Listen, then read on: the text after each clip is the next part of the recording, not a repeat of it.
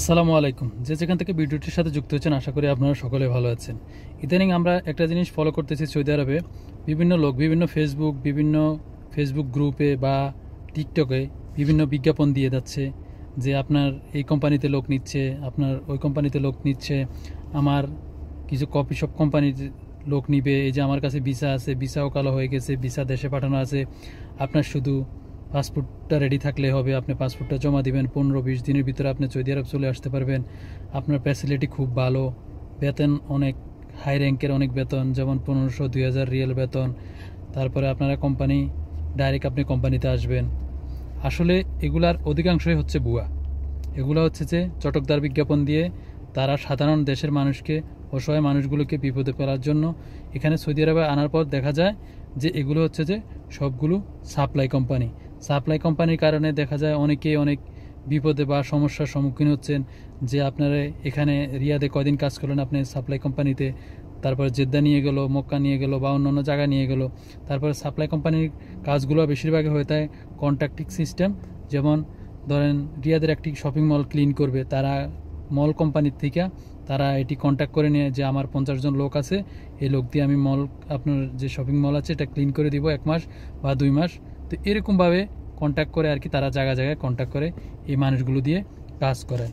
কিন্তু বাংলাদেশ থেকে যারা এই ভিসাগুলো দিয়ে সৌদি আরবে আনে সাধারণ মানুষদেরকে, তারা কিন্তু নিজেরা যেই টাকা পাওয়ার সেইটুকু কিন্তু পেয়ে যায়।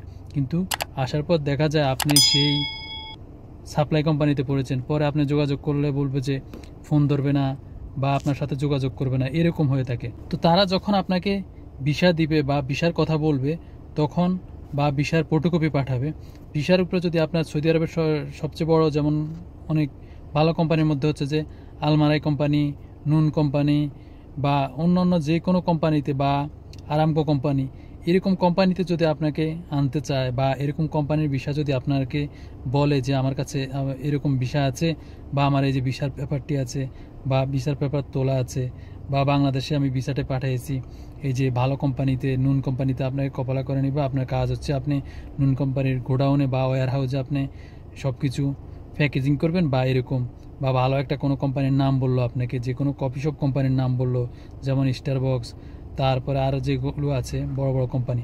আপনার যদি ওইরকম যদি আপনাকে ভিসা দিয়ে থাকে, যদি কোম্পানির ডাইরেক্ট ভিসা বলে থাকে, তাহলে ওই ভিসার উপরে আপনার অলরেডি কোম্পানির নাম লেখা থাকবে। যদি আলমারাই কোম্পানি হয় তাহলে লেখা থাকবে আলমারাই, যদি নুন কোম্পানি হয় তাহলে লেখা থাকবে নুন কোম্পানির নাম লেখা থাকবে, বা তাদের যেই নাম্বারটি আছে, কোম্পানির যে লাইসেন্স নাম্বারটি আছে সেটি সেখানে থাকবে। আপনারা যে কেউ বাংলাদেশ থেকে হুট করে আসার আগেই আপনারা সেগুলো আগে আপনার আত্মীয় স্বজন বা আপনার পরিচিত কারোর মাধ্যমে সেগুলো যাচাই বাছাই করবেন, তারপরে আপনারা সৌদি আরবে আসবেন। সৌদি আরবে অনেকেই এখন নতুন করে এই সিস্টেমগুলো চালু করেছে, কি বিভিন্ন সাপ্লাই কোম্পানি থেকে কিছু ভিসা নিয়ে তারপরে তারা ফেসবুকে বিজ্ঞাপন দিতে থাকে যে আমার এই ফ্যাসিলিটি, আমার ওই ফ্যাসিলিটি, আপনারা খুব ভালোভাবে থাকতে পারবেন, ভালো বেতন পাবেন। কিন্তু সাপ্লাই কোম্পানিগুলো দেখা যাচ্ছে যে আপনাকে 15 দিন এখানে কাজ করাবে, 15 দিন ওখানে, আপনার খাওয়ার নাই ঠিক, তারপর আপনার থাকার নাই ঠিক, আপনার বেতনের নাই ঠিক, কিন্তু আপনি আসার সময় ঠিকই 4-5 লাখ টাকা বা 4.5 লাখ 5 লাখ তো আপনি দিয়ে আসতেই হবে।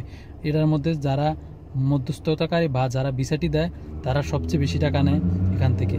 কিন্তু সৌদি আরবের একটি ভিসার দাম হচ্ছে, ভিসা তুলতে 2000 রিয়াল লাগে, বাংলাদেশে প্রায় 60,000 টাকার মতো, আর হয়তো বাংলাদেশের খরচ।